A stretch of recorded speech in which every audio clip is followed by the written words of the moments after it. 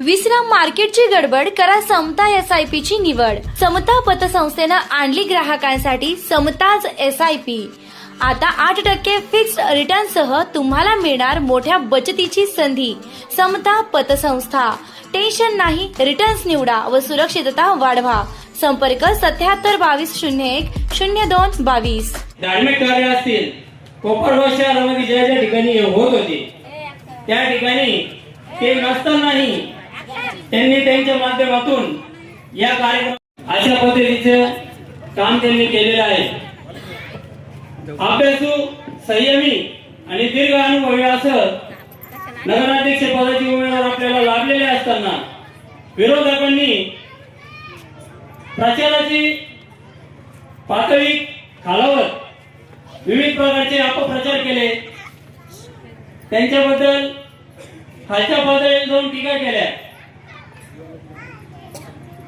एवढं जर झालं, परंतु आता परवा सकाळी समताचे जे कर्मचारी आहेत त्या कर्मचाऱ्यांवर हल्ला केला. म्हणजे आता तुम्ही अजून किती खाली जाणार आहे? मला त्यांना एवढं सांगायचंय का गुंडगिरीनी लोकांना दमदाट्या करून, फोन करून, दडपशाहीचं राजकारण करून विकास होत नसतो. विकास हा संयमाच्या मार्गाने अशा पद्धतीने होत असतो. आपल्या सगळ्यांपैकी जो कोणी ती मोटर सापडून दाखवल त्याला माझ्या कुवतीप्रमाणे मी 1100 रुपयाचं बक्षीस देईल. हा, स्विमिंग पूलची. तर मित्रांनो, येणाऱ्या 20 तारखेला मला इथं भाषण येत नाही तरी आता पहिल्यांदा करतोय. कारण की समोरच्या वाटतं का हा काही बोलत नाही, पण आता बोलणार मी. एकदा 20 तारीख होऊन द्या, सगळा हिशोब केला, सगळा. कारण व्याजात सगळं करतो, हिशोब तर नाही केला, राहिलं काय बाकीचं. फक्त आपण काय संयम, शांतता हे जाणून पाहिजे. त्या गोष्टी बोलत नाही आपल्या समोरच्यांची काय आपल्याबद्दल बोलायचं गेली. तर ताई, या आपल्या जसं 9 वर्षापासून मी दादांकडे आलो, दादांनी मला प्रत्येक ठिकाणी जीव लावला आणि मला आधी संधी दिली. आपल्या भागात पाणी प्रश्न सर्वात मोठा होता. इथे 2 टाक्या केल्या, विरोधक म्हणतात ते आम्ही केल्या. रस्ते केले ते म्हणते ते आम्ही केले. हे ठेकेदार करतात. इथे नगरसेवक येते ते ठेकेदारीचे काम राहतात, पण ते काय म्हणतात ते पण आम्ही केलं. आता आमच्या स्लम एरिया समाज आता बऱ्याच लोकांना कळत नाही नेमकी का हे काम कोणी केलं कोणी नाही. पण ते दादांनी काम केलं सुद्धा ते श्रेय ते घेता येईल. एवढंच बोलतो आणि मला निवडून द्या. मी तुमच्या काना घालता राहील. तुम्हाला हक्कानी माझ्या घरी येऊन काम सांगता येईल. कधी पण आडी अडचणीला तुम्हाला माहिती, माझी घरची परिस्थिती, घर माहिती आहे, सगळ्या गोष्टी माहिती आहे. मला निवडून द्या, एकदा संधी द्या. या संधीचं सोनं केल्याशिवाय राहणार नाही. एवढंच बोलतो आणि मी थांबतो.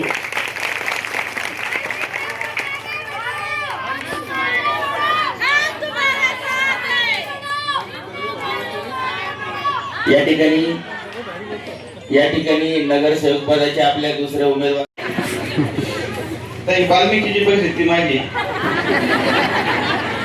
भाषणाचा आपला संबंध नाही, आपलं कोणतंही राजकीय घराणं नाही, कधी घरामध्ये कोणी अध्यक्ष नाही का नगरसेवक नाही, असं काही नाही.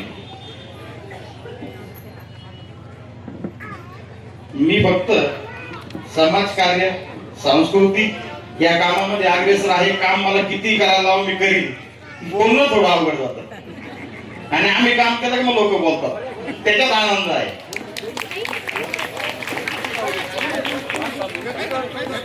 वाल्मिक भाऊनी सांगितलं सगळ्यांचा हिशोब चुकता करणार म्हणून. मी आज 15 दिवस महिना झाला बरोबर फिरतोय. माझं एक महत्वाचं काम आहे, त्याला शांत करायचं थोडं टाकतो आणि उद्या 20 तारीख थांब थोडंसं. हे एक काम माझं करून मग प्रचार पत्र पण करायचं. आपल्या या सर्व परिसराची गजाननगरची एक मोठी गटार जाते इथून. गजाननगरकडे आपल्या भागातूनच जाते. ती बऱ्याच दिवसापासून उघडी आहे. दादांनी प्रयत्न केले, काही निधी दिला, अजून काम तुझं बाकी आहे. आणि त्या भागामध्ये संडास आहे नगरपालिकेच्या, त्याला पत्रे नाही, महिलांचे संडास आहे, वरती पत्रे नाही आणि दार पण नाही, दार फुटलेले सगळे, म्हणजे महिला भगिनी ती वापरू शकत नाही, ते तसेच पडलेले आहे. पलीकडे कोर्टाच्या बाजूला एक संडास आहे, त्याचे ते मी बघितलं, ते स्लॅब मधून पाणी गळतं. हा, त्याचे स्लॅब खाली पडले म्हणजे एखादी महिला ती जखमी सुद्धा होऊ शकते, अशी परिस्थिती आहे.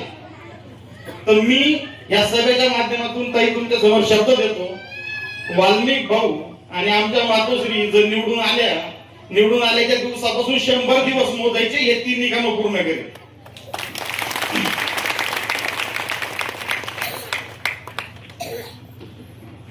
राजकारण येत नाही पण काम जमल. वाल्मिक भाऊ जमल ना, करून दाखवू तरच पुढच्या समोर येऊ. एवढं बोलून माझे भाषण संपवतो. आणि राष्ट्रवादी काँग्रेस पार्टीचे आपले नगराध्यक्ष काकासाहेब कोटे, वाल्मिक भाऊ लहिरे नगरसेवक आणि आमच्या मातोश्री यांना भरगच्च मताधिकाने तुम्ही निवडून द्याल. ही गर्दी पाहून मला निश्चित आश्वासन मिळालं, गुलाल हा आपला आहे. जय हिंद, जय महाराष्ट्र, जय गोपाळगाव. तुम्ही सर्व काही सांगितलं आणि त्या शब्दांमध्ये इतकी धार होती की आज विरोधक काय रात्री झोपणार नाही अशी परिस्थिती निर्माण तुम्ही 2 शब्दामध्ये करून दिली. खरं तर ही निवडणूक चालू झाल्यापासून अनेक वेगळे प्रयोग हे विरोधकांकडून केले जात आहेत. एखादी निवडणुकीला सामोरे जात असताना ही निवडणूक ही विकासाच्या मुद्द्यावर झाली पाहिजे.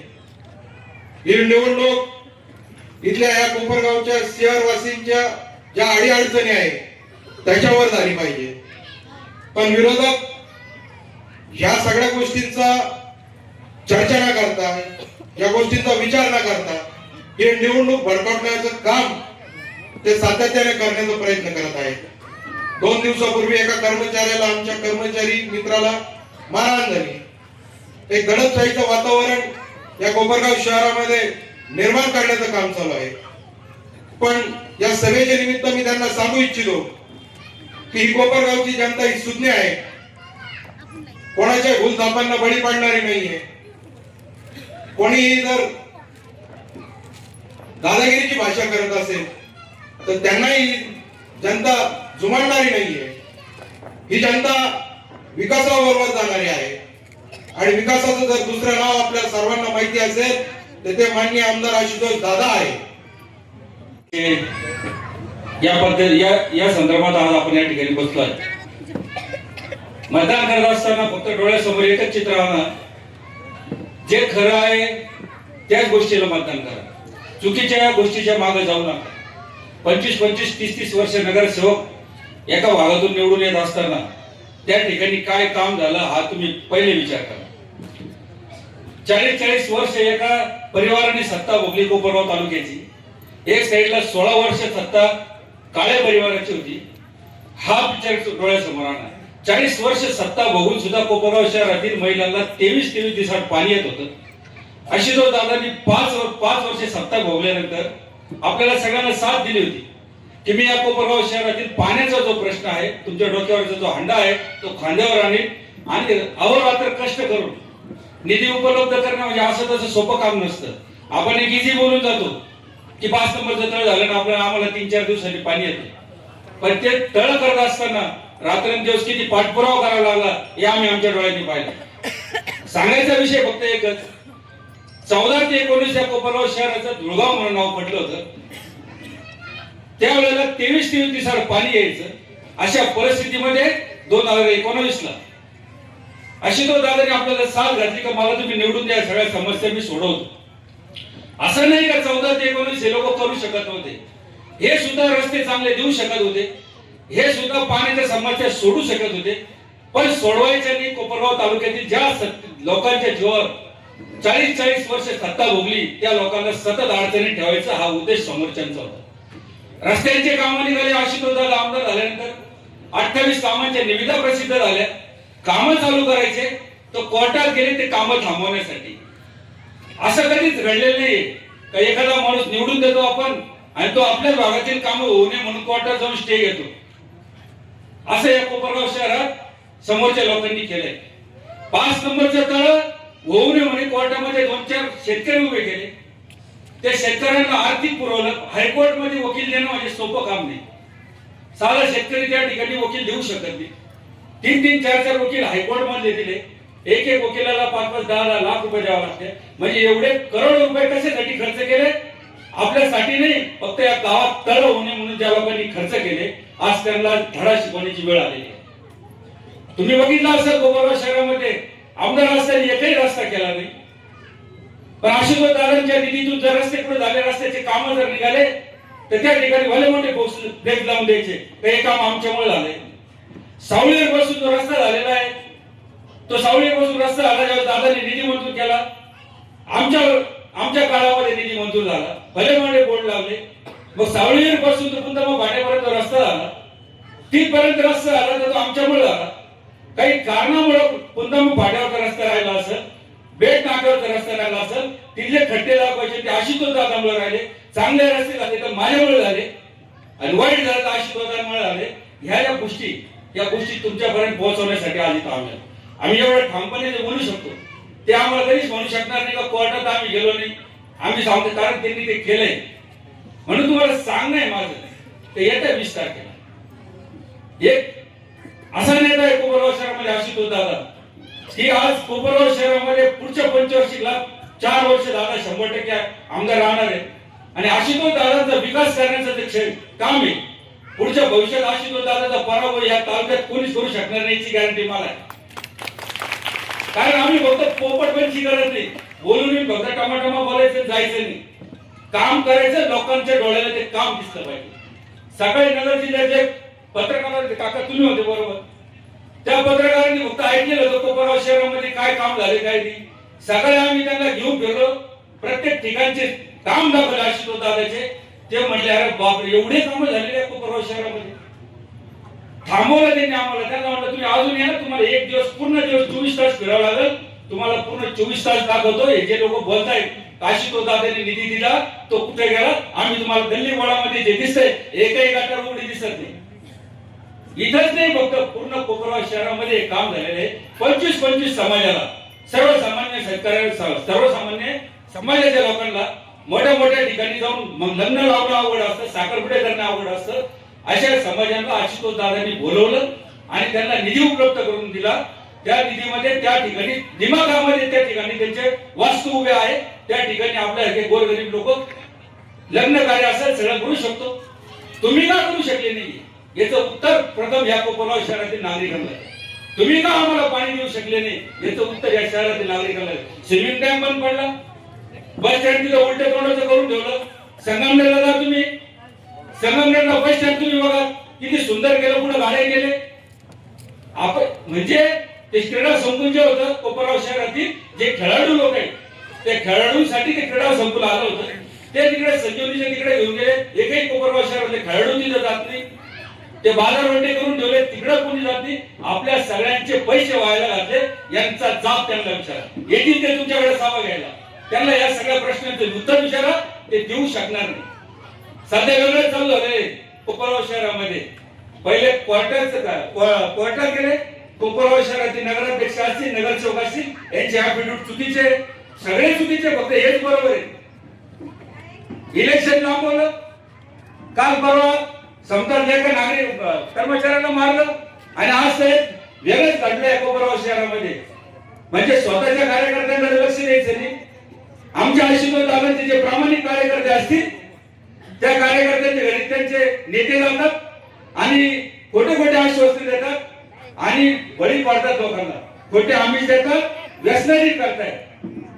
म्हणजे ते पोरधरीपणे जे सुटायचे ना, पोर उचलून घेऊन जायचे, त्या पद्धतीचे समोरच्या पार्टीचे पोरधरी सुटलेले, याला भेट त्याला भेट. आमच्या पार्टीचे प्रत्येक गल्लीमध्ये त्यांनी तो चालू केलेला आहे.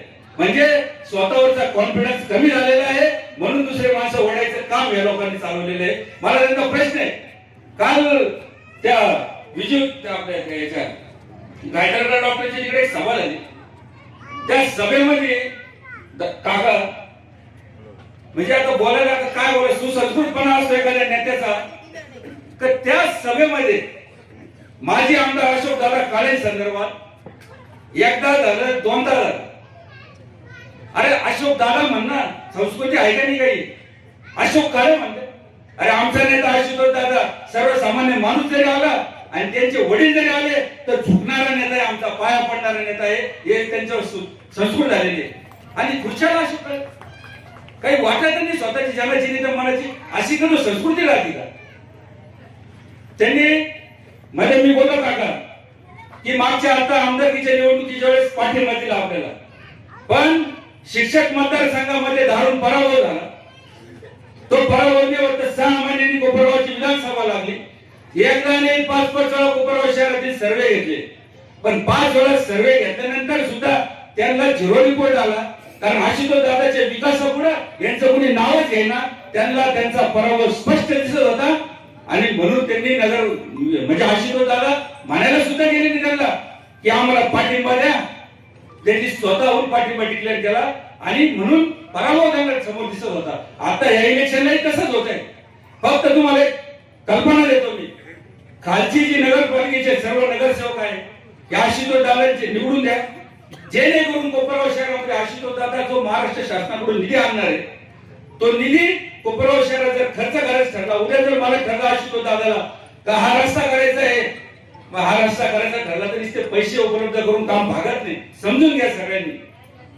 त्या ठिकाणी नगरपालिकेचा एक ठराव लागतो, तो ठराव झाला, तो ठराव हा नगरसेवकांमधून होत असतो. पण आपल्या पद्धतीने जर कोपरगाव शहरातील नागरिक जर चुकले आणि नगरसेवक जर समोरच्या विरोधी पार्टीचे आले, आशुतोष दादांनी किती पण निधी आणला तरी हे लोक तो खर्च करून देणार नाही आणि कोपरगाव शहर पुन्हा एकदा धुळगाव होईल, जे आशुतोष दादाचं स्वप्न आहे. मला कोपरगाव शहरातील नागरिकांना महिलांना रोज पाणी द्यायचे, या दृष्टिकोनातून कोपरगाव शहरामध्ये आशुतोष दादाचं काम चालू आहे. फक्त आशुतोष दादाच्या आधी शेवटचं बोलले तुम्हाला की आशुतोष दादांना तुम्ही विचाराचे नगरसेवक निवडून द्या, नगराध्यक्ष काका साहेबांसारखा द्या आणि पुन्हा आम्हाला पुढच्या 45 नगर तुम्हाला आम्ही रोज पाणी देऊ शकलो नाही किंवा कोपरगाव शहरामध्ये महाराष्ट्रामध्ये 1 नंबरला नेऊ शकलो नाही तर पुढच्या वेळेस आम्ही तुमच्या समोर भाषण सुद्धा करू शकणार नाही. कारण खालची सत्ता आशुतोष दादाची राहिली, आमदार स्वतः आहे आणि जर तुम्ही निधी उपलब्ध करू शकले नाही तर आम्हाला तुमच्या समोर भाषण करायची सुद्धा काही इच्छा राहणार नाही. म्हणून विनंती आहे तुम्हाला, येणाऱ्या 20 तारखेला आशुतोष दादा सारखा माणूस द्या आणि आशुतोष दादा सारखा माणूस दिला तर कोपरगाव शहरामध्ये भरपूर विकास बघा. मागे माझी नगराध्यक्ष वाडणे साहेब आपल्या येसगावच्या तळ्यावर गेले होते. त्या तळ्यावर गेले त्यावेळेला कोपरगाव शहराला जो कॅनल येतो ते आपल्या हक्काचं पाणी, आपल्या कोपरगाव शहराच्या हक्काचं पाणी आहे. त्या ठिकाणी त्याच्यात पाईपलाईन घालून, मी खोटं नाही बोलत, त्यांनी माझ्या प्रश्नाचं उत्तर द्यावं तर कोण होतं त्याच्यामध्ये, त्या कॅनलला होल पाडून पाईप आणि एक आणली गेली तळ केलं होतं. ज्या वेळेला माझी माय मावणी कोपरगाव शहरातली 23 दिवसात पाणी भरत होती त्यावेळेस आपल्या हिस्सेचं पाणी कोण चोरत होतं ते नेऊन सांगावं. म्हणजे आपल्या हिस्सेचं पाणी चोरायचं, वरतून आपल्याला शिरदोरी करायची. एक साईड आशुतोष दादा जो तुमच्या डोक्यावरचा अंडा खाली द्यायचा प्रयत्न करतोय, तुम्हाला रोज द्यायचं पाणी प्रयत्न करतोय आणि एक साईड आपल्या हिस्सेचं पाणी चोरणारे नेते. आता हे तुम्ही ठरवायचे, तुम्हाला चोरणारे माणसं पाहिजे का देणारे माणसं पाहिजे, तुम्ही ठरवायचंय. म्हणून 20 तारखेला वाल्मिक असेल किंवा आमचे स्नेताई असेल आणि काकासाहेब असेल यांना भरघोस मतं निवडून द्या. आणि वाल्मिक तू काय टेन्शन घेऊ नको, काय अर्ध्या रात्री फोन करायचा, अख्खी पार्टी तुझ्या मागे उभं राहील, गॅरंटी आहे मला. आशुतोष दादा सारखा नेता आहे आपल्या मागे, अजिबात घाबरायची कोणाला. आणि आशुतोष दादांनी जे उमेदवार दिलेले एकाला भाषण देत नाही असे सर्वसामान्य घरातले माणसं दिलेले, काय वाल्मिक असेल किंवा मयूर असेल, ज्यांना कधी असं वाटणं नाही कधी आपण नगरपालिकेला उभं राहील, अशा माणसाला, सर्वसामान्य घरातील माणसाला अशी आवाजवी लक्ष्मी पैदा म्हणजे कमावणारे लोक नाहीये, सर्वसामान्य आमचे सगळे उमेदवार. म्हणून तुम्ही मागे राहू नका. वाल्मिक असेल, मयूर असेल आणि काकासाहेब असेल असे उमेदवारांना निवडून द्या. काकासाहेबांबद्दल काय बोलायचं, काकासाहेबांनी 7 वर्ष कोरोना काळापासून 40-50 महिलांना रोज डबे देत आहे. 7 वर्षानंतर मला नगरपालिकेला उभं राहायचं म्हणून डबे देत नव्हते. काकासाहेबांनी ज्या लोकांना, महिलांना कोणी सांभाळत नाही त्यांना रोज 2 टाइमचं जेवण देणं, सणासुदीला गोड जेवण देणं, अशा प्रकारचं काम काकासाहेबांसारखं आहे. वृद्धाश्रम शिर्डीला ज्या ठिकाणी त्यांना निराधार महिला त्यांना दिले सांभाळायचं सगळं काका बोलतात, नगरपालिकेला उभं राहायचं ठेवून केलेलं नाहीये. म्हणून तुम्हाला एक विनंती आहे, माझी कळकळीची विनंती, फक्त एवढ्या वेळेला आमचं ऐका आणि कोपरगाव शहरामध्ये आशुतोष दादांचं जे स्वप्न आहे ते आम्ही जवळून बघितले. ते स्वप्न जर साकार करायचं असेल तर नगरपालिका आशुतोष दादाकडे पाहिजे, एवढीच विनंती करतो. माझे 2 शब्द संपवतो. गरज राहिली नाही. वाल्मिकने एका दमात सांगितलं काय सांगायचं ते, आणि मयूरने सुद्धा सांगितलं. तर इतके चांगले उमेदवार आशुतोष दादांनी तुम्हाला दिलेले आहेत. मला तर वाटतं त्यांच्या करता तुम्ही सगळ्यांनी जोरदार टाळ्या वाजवल्या पाहिजे. तर आता राहिला प्रश्न माझा. मला नगराध्यक्षपदाची उमेदवारी जी काही दादांनी दिली, खर तर मी गेले 50 वर्षापासून कोपरगावच्या राजकारणात आहे. गेले 20-22 वर्षापासून मी बाजूला झालो होतो. परंतु माझ्या लक्षात आलं की आशुतोष दादा या कोपरगावमध्ये विकासाची गंगा आणत आहे. प्रत्येक प्रभागामध्ये विकासाचे प्रचंड कामं करतायत. आणि असं असताना विरोधक त्यांच्या कामांमध्ये अडचणी आणण्याचा प्रयत्न करतायत, त्यांच्या कामामध्ये खोडा घालायचा प्रयत्न करतायत. त्याच्यामुळे मला वाटलं की आशुतोष दादांना साथ देण्यासाठी या नगरपालिकेच्या निवडणुकीत आपण उतरलं पाहिजे. आणि तो विचार करून मी या निवडणुकीत उतरलेलो आहे. सुनील भाऊनी तुम्हाला आता सांगितलं, जे 5व्या तळ्याचं काम आशुतोष दादांनी केलं, ज्याच्या माध्यमातून 20-22 दिवसावर जे पाणी येत होतं ते आता 4-5 दिवसावर आलेलं आहे. त्या कामामध्ये सुद्धा विरोधकांनी अडचणी आणण्याचा प्रयत्न केला, खोडा घालण्याचा प्रयत्न केला. प्रत्येक कामामध्ये खोडा घालायचा आणि खोटं बोलायचं, पण रेटून बोलायचं, हीच विरोधकांची सवय आहे. खोडा घालण्याच्या सवयीमुळे मला त्यांचं नाव खोडा पार्टी असं ठेवावं वाटतंय. दादांनी जे काही 5व्या तळ्याचं काम सुरू केलं ते म्हणत होते की आम्ही निळवंड्याचं पाणी आणू. अरे आणायला तुम्हाला कुणी अडवलं होतं?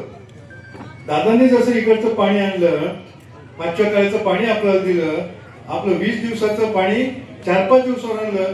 तुम्ही निळवंड्याचं पाणी आणायला तुम्हाला कोणी अडवलं होतं? जे निळवंड्याचं पाणी कधीही कोपरगावला मिळणार नव्हतं, त्याच्या नावाने भाषणं करायचे, खोट्या भूलथापा द्यायच्या, हा जो विरोधकांचा प्रयत्न आहे.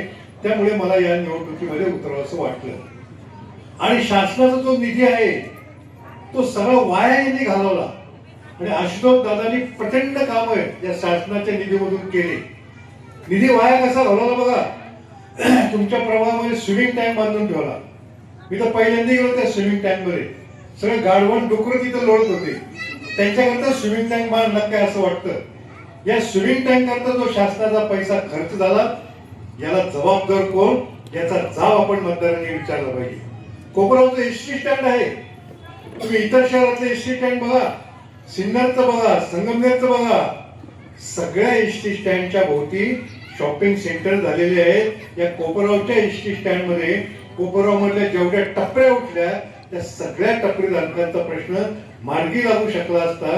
पण प्रश्न सोडवायचे नाही, प्रश्न ताटकळे ठेवायचे, लोंबकळे ठेवायचे आणि त्याच प्रश्नांच्या आधारावर पुन्हा खोटे आश्वासन देऊन निवडणुका लढवायच्या. हा विरोधकांचा एककलमी अजेंडा आहे. ते एसटी स्टँड तुम्ही जाऊन बघा. एसटी स्टँडचं तोंड रस्त्याच्या कडेला पाहिजे, ते उलट्या बाजूला करून ठेवलं. अशा प्रकारचा एसटी स्टँडचा सुद्धा निधी वाया गेला आहे. याला जबाबदार कोण हे विचारण्याची वेळ आलेली आहे. ते एसटी स्टँडच्या जागेमध्ये कोपरगावचे जेवढे विस्थापित झाले टपरीधारक असतील त्यांनी या लोकांना जाब विचारला पाहिजे. या एसटी स्टँड मध्ये तुम्ही आमचं पुनर्वसन का केलं नाही. आज सकाळी मी एक तालुका क्रीडा संकुल बघायला गेलो. जे कोपरगाव शहराकरता मंजूर झालेलं होतं ते संजीवनी इंजिनिअरिंग कॉलेजच्या कॅम्पस मध्ये बघितलं. कोपरगावच्या खेळाडूंना त्याचा काही लाभ घेता येत नाही. याला जबाबदार कोण, याचा जाब आपण या मंडळींना विचारला पाहिजे. आणि दादांचे विकास कामं बघा तुम्ही. तुमच्या जवळ कोर्टाची इमारत बघा. ज्या कोर्टाची इमारत गेली 50 वर्षात कधी झालेली नव्हती, ती दादांनी आमदार झाल्यावर ती बिल्डिंग उभी केली. पोलीस स्टेशनची इमारत बघा. दादांनी आमदार झाल्यावर त्या पोलीस स्टेशनची 6 मजली बिल्डिंग त्या ठिकाणी उपस्थित केली. आणि या आमदार ताई ज्यावेळेस पडल्या, मी त्यांना पुन्हा पुन्हा आमदार ताईच म्हणतोय बरं का. मला आता एक पोस्ट बघायला मिळाली, तुम्ही त्यांचा एकेरी उल्लेख करताय. अजिबात नाही. आम्ही संस्कृती पाळणारे माणसं आहोत. त्यांना अशोक दादाबद्दल काय बोलायचं बोलू द्या. आम्ही अपशब्द वापरणार नाही. ते आम्हाला आशुतोष दादाने शिकवलं नाही, आदरणीय शंकरराव कालेंनी सुद्धा आम्हाला शिकवलं नाही. त्याचप्रमाणे आशुतोष दादांनी जे काही कामं केलेले साई सिटी भागामध्ये आयटीआय कॉलेज अशोक दादांनी त्यांच्या निधीतून बांधलं होतं. दुर्दैवाने आशुतोष दादांचा पराभव झाल्यामुळे ते काम अपुरं राहिलं होतं. गावातल्या अनेक लोकांनी ताईंना अनेक वेळा सांगितलं की हे आयटीआय कॉलेज तुम्ही पुरं करा. जे काही 5-50 लाखाचं काम तिथं राहिलेलं आहे ते पुरं करा, पण नाही केलं. धूळ खात पडलं होतं ते आयटीआय कॉलेज. आशुतोष दादांनी पुन्हा निधी आणला, त्या आयटीआय कॉलेजला कंपाऊंड वॉल घातलं. आज त्याकडे 500-600 मुलं शिक्षण घेत आहेत.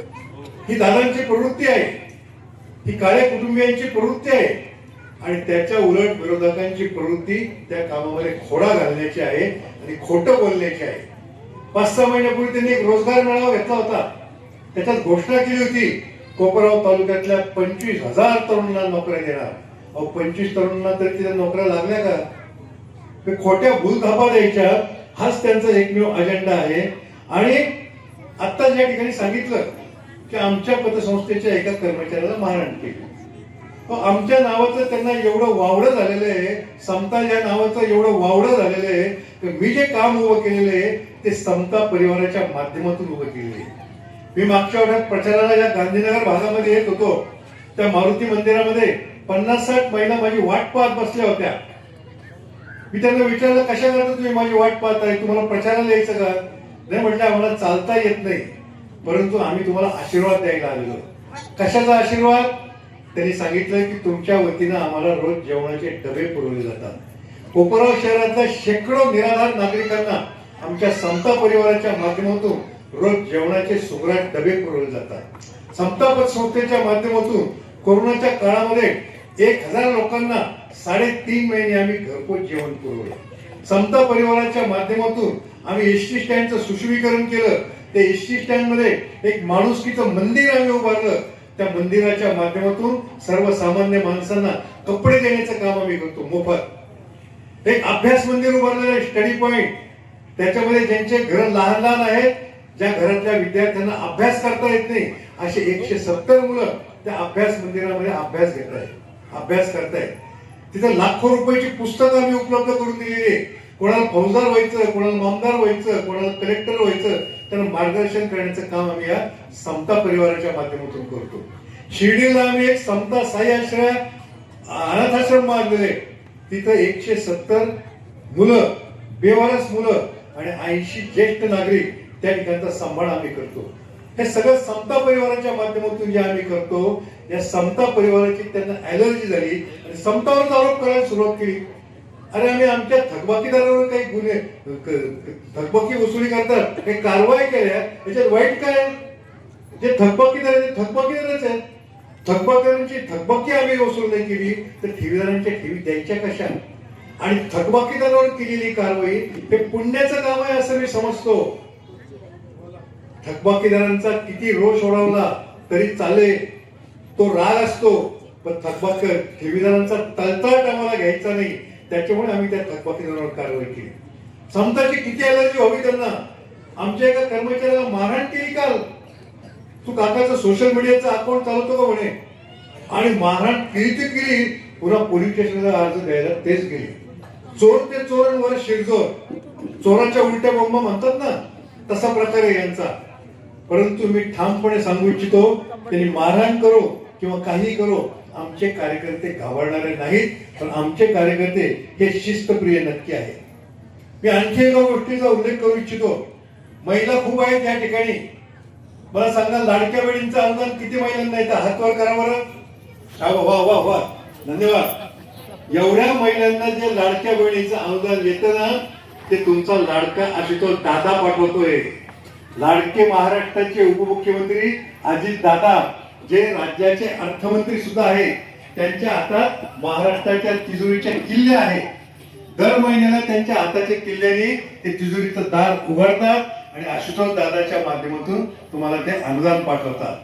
पण लाडक्या बहिणींना माझी एक विनंती आहे, हे लाडक्या बहिणींना दोन्ही दादांच्या माध्यमातून मिळत असलेलं अनुदान तुम्ही घर खर्चाकरता वापरू नका.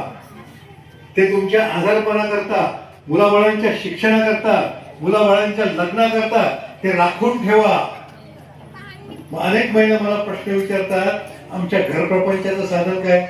बरोबर ना, घर प्रपंचाला पैसे पाहिजे तुम्हाला, नवऱ्याला थोडासा हातभार लागला पाहिजे ना.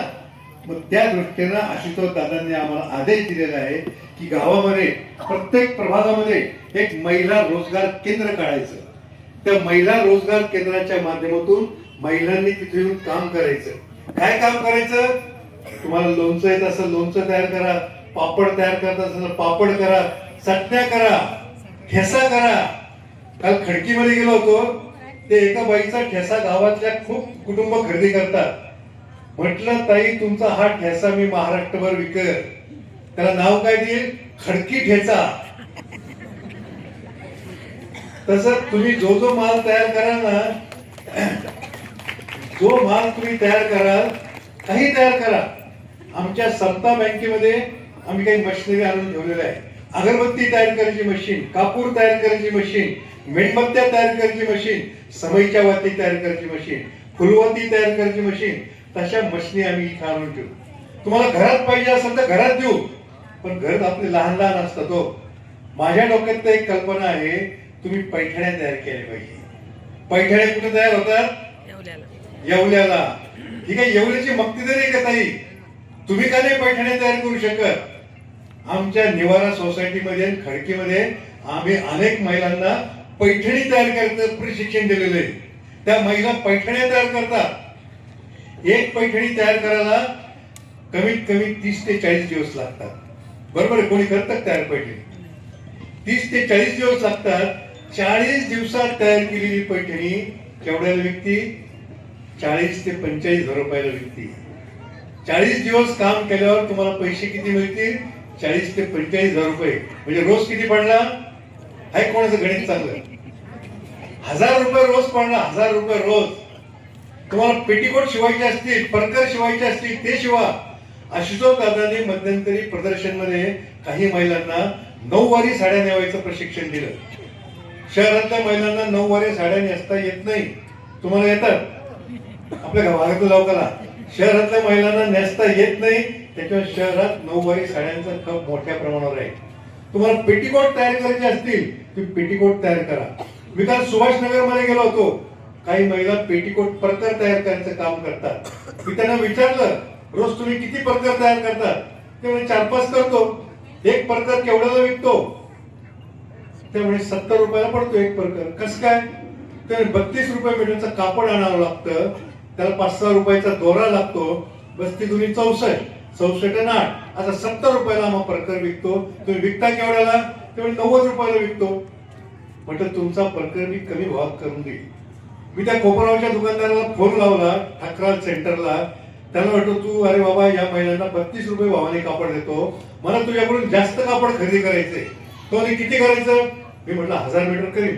तो 32च्या ऐवजी मी 30 रुपये देईल. म्हटलं 2000 केलं तर? तो 28 रुपये देईल.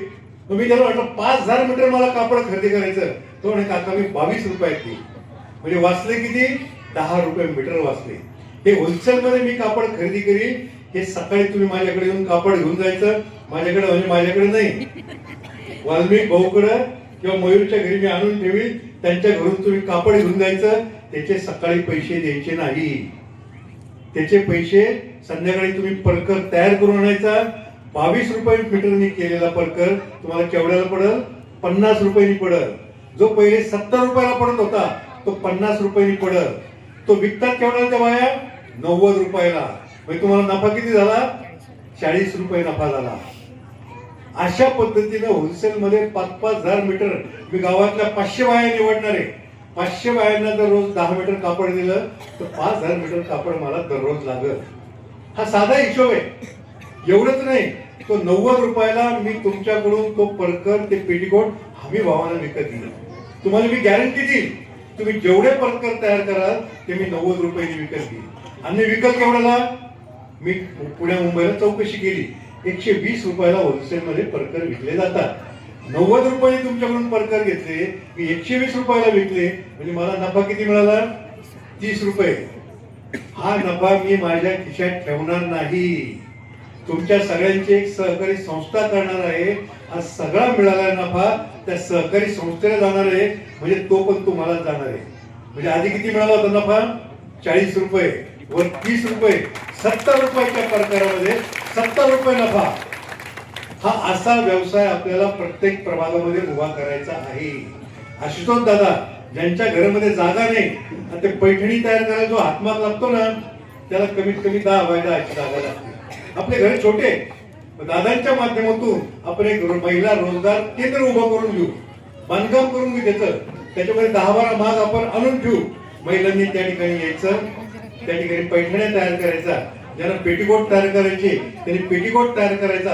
आज सगळा माल तुमच्याकडून हमी भावानं आम्ही विकत घेऊ. त्या चालत का असा व्यवसाय? घरी करायचा व्यवसाय. कुठं कामाला जायचं नाही, कुठं भांडे घासायला जायचं नाही, कुठं धुणं धुवायला जायचं नाही, कुठं निंदीला जायचं नाही, कुठं खुरपणीला जायचं नाही. तुमच्या घर बसल्या हा उद्योग तुम्हाला करायचा आहे. किती महिला तयार आहेत हा उद्योग करायला अशा प्रकारचा? वा, जवळपास सगळं तयार आहे. पण हे करायला तुम्हाला घड्याळाचे उमेदवार सुद्धा निवडून द्यावे लागतील. तर माझी तुम्हाला विनंती आहे, वाल्मिकी भाऊ लेहरे असतील, शिंदेताई असतील आणि मी नगराध्यक्ष पदाचा उमेदवार, आम्हाला सगळ्यांना 20 तारखेला घड्याळाच्या चिन्हावर बटन दाबून निवडून द्या. तर देणार का निवडून? धन्यवाद, धन्यवाद सगळ्या महिलांना. जय हिंद, जय महाराष्ट्र. गेल्या 11 वर्षापासून जसं माझं लग्न झालंय, मी कोपरगाव मध्ये आहे आणि या प्रभागामध्ये ज्यावेळेस त्यावेळेस यायचो, त्यावेळेस अक्षरशः इथे रस्ते पण नव्हते. यायला इथे पाऊस पडला तर खड्डे असायचे, पाणी असायचं, चिखल असायचं. बरोबर आहे? ते काळ आपण विसरून चालणार आहे का? ते दिवस विसरून चालणार आहे का? आज कुठेतरी जाऊन आशुतोष दादा आमदार झाल्यानंतर आपल्याला हे पेवर ब्लॉक दिसायला लागले. गल्लोनगोळी पेवर ब्लॉक झालेले आहे. विरोधक काय म्हणतात? आम्ही केले, पण 5-9 वर्ष झाले नगरपालिका होऊन. नगरपालिकेचे 2 वर्षच होते, त्याच्यानंतर काहीच नव्हतं. प्रशासक होतं, त्याच्यामुळे दादानी जो काही निधी आणला आमदार निधीतून, तो आमदार निधी खालीपर्यंत गेला आणि खाली प्रत्येक प्रभागामध्ये प्रत्येक ठिकाणी हे अशा पेवर ब्लॉक झालेले आहेत. सुनील भाऊ या अगोदर बोलले की आम्ही नगरच्या माणसाला गाडीवर बसवलं आणि पूर्ण कोपरगाव, हे खरं कोपरगाव आहे, हे गावठण आहे, हे कोपरगाव आहे. हे कोपरगाव बरोबर आहे ना? त्याच्यामुळे माझी आपल्या सगळ्यांना विनंती आहे की आपण इथे फिरताना आपण बघतो, कधी कधी इथं यायचो आम्ही, आमचे ग्रामीणचे पण आलेले आहेत इथं काही. त्यांना मी सांगू इच्छिते की आम्ही जेव्हा इथं यायचो काही ठिकाणी तर गटरमध्ये म्हणजे अक्षरशः ते डुकर जायचे घरात, लहान मुलांच्या माग. अशी परिस्थिती इथं होती. हे खोटं काय आहे का? होती का नव्हती परिस्थिती अशी?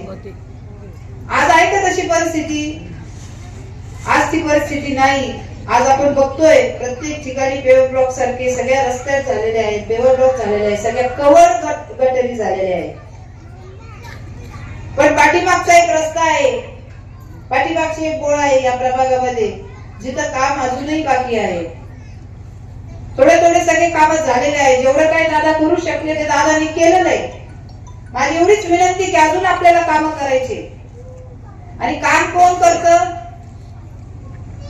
काम करणाराच माणूस काम करतो. ज्याच्या अंगात काम नाही तो कामच नाही करू शकत. घरात असो, आपण स्वयंपाक करतो ना बायका, एकेदीला सवय असते घर आवरा, घर स्वच्छ करा, स्वयंपाक करा, काम करा, सगळं व्यवस्थित छान ठेवा. एखादीला नाहीच आवडत आहे. बरोबर आहे? ज्याच्या अंगात जे काम आहे त्याला तेच येतं. आशुतोष दादांना एकच काम येतं. कोणतं काम येतं? कोपरगावला कसं अजून चांगलं करता येईल, कोपरगावला अजून काय काम करता येईल, कोपरगाव मध्ये हे करायचंय ते करायचंय. हे सगळी कामं करून दाखवले, आपल्या डोळ्यासमोर आहेत. पाणी प्रश्न, महिलांचा सगळ्यात मोठा जिव्हाळ्याचा प्रश्न पाणी प्रश्न होता. या भागामध्ये फिरत असताना महिला अशा ग्लास घेऊन यायच्या, अशा दाखवायच्या, त्या ग्लास मध्ये आळ्या पाहता येईल, आमचं फक्त पाण्याचं काम करा. त्या आळ्याचं पुढे मच्छर व्हायचे, डेंगू व्हायचा. रेकॉर्ड आहे आपल्या आशा सेविकांचा. आताच पावसाळा संपला होता, बरोबर आहे? मागच्या पावसाळ्यामध्ये किती कमी पेशंट आहे डेंग्यूचे याचा तुम्ही हे घ्या. आशा सेविकांनी पूर्ण रिपोर्ट केलेला आहे तयार. त्याच्या अगोदरचे रिपोर्ट पहा. की प्रत्येक प्रभागात पेशंट असायचे, प्रत्येक घराघरामध्ये पेशंट असायचे, की पाणी 20-20 दिवस तसं साठवून ठेवायचं, त्याच्यावर डास व्हायचे, त्याचा आपल्या पोरांना, लहान लहान मुलांना, मोठ्या मोठ्या लोकांना डेंग्यू झालेले. आणि जे काही कष्टाचे 2 पैसे आपण कमवायचो ते दवाखान्यात जायचे. दवाखान्यात नाही गेले तर 2 पैसे जार विकत आणायला जायचे. अशी वाईट परिस्थिती आपल्या कोपरगावनी पाहिलेली आहे आणि ज्यांच्यामुळे ही पाहिलेली आहे ते आपल्याला चांगले माहित आहे. आशुतोष दादांनी आज ते प्रश्न सोडवले, त्याच्यामुळे आज काकाजी असतील आपले नगराध्यक्ष पदाचे, ते आपल्याला तिथून पुढचं सांगता आपल्याला काय करायचंय आता, की आपल्याला प्रत्येक महिलेला रोजगार द्यायचा आहे. आपल्या प्रत्येक घराघरात कसं आपण प्रत्येक जण मोठे होईल याचा विचार दादा करताय. म्हणून माझी आपल्या सगळ्यांकडे विनंती आहे की आपण हे विसरू नका. मी जुने दिवस का आठवून देतीये, की काम कोणी केलं हे आपल्याला माहित पाहिजे आणि आपल्याला सगळ्या महिलांना माहित आहे. आपण सर्वजण तलावात पाहायला पण आल्या होत्या, भूमिपूजनाला पण आल्या होत्या. भूमिपूजनाच्या वेळेस आपण पाहिलं तिथं काहीच नव्हतं, एड्या बाबी उभ्या होत्या.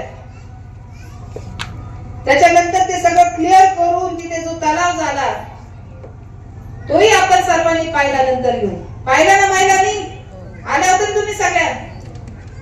माझी आपल्याला विनंती आहे, हे काम करत असताना जो माणूस चांगलं काम करतो ना त्याला सगळेच त्रास देतात.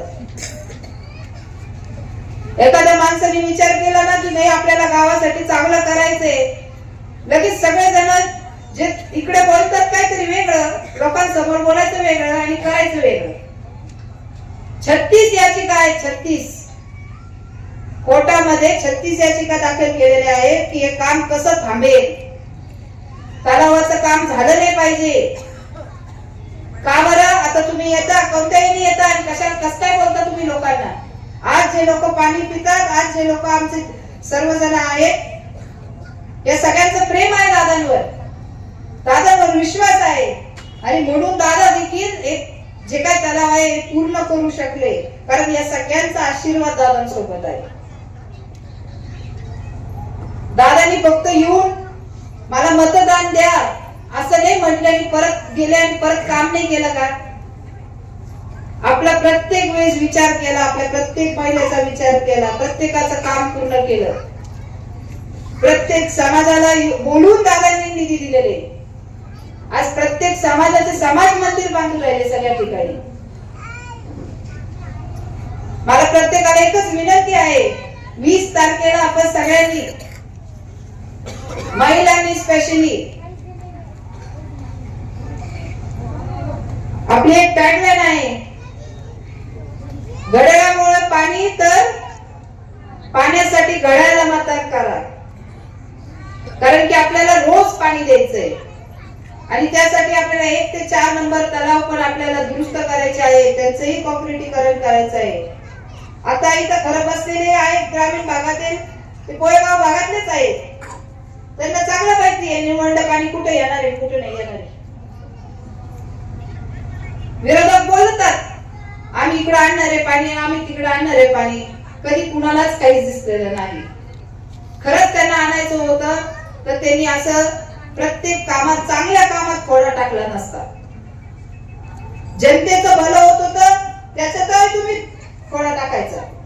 आज इथं वाल्मिक भाऊ, शिंदे भाऊ, दादा हे दोघंही काम करतायत, घर टू घर जात आहे. आपल्या सगळ्यांचा आशीर्वाद त्यांना आहे. सामान्य पोरं आहेत दोघंही. विरोधात कोण आहे? काही दिवसापूर्वी तर काय मी ऐकलं, हो आमच्या इथं कोपरगाव मध्ये कुणी सुरक्षित नाहीये, आमच्या इथं असं नाहीये. अरे पण ते सगळे लोक तुमच्याकडेच आहे. आमचे तर गोळे गोळे लोक आहे सगळे. सामान्य मुलं उभा आहेत. आज प्रत्येक पॅनल पहा तुम्ही, दादागिरी करणारे लोक तुमच्याकडे आहे. आणि आता कोपरगावच्या महिला, कोपरगावचे माणसं कुणी तुमच्या दादागिरीला कुणीच घाबरत नाही.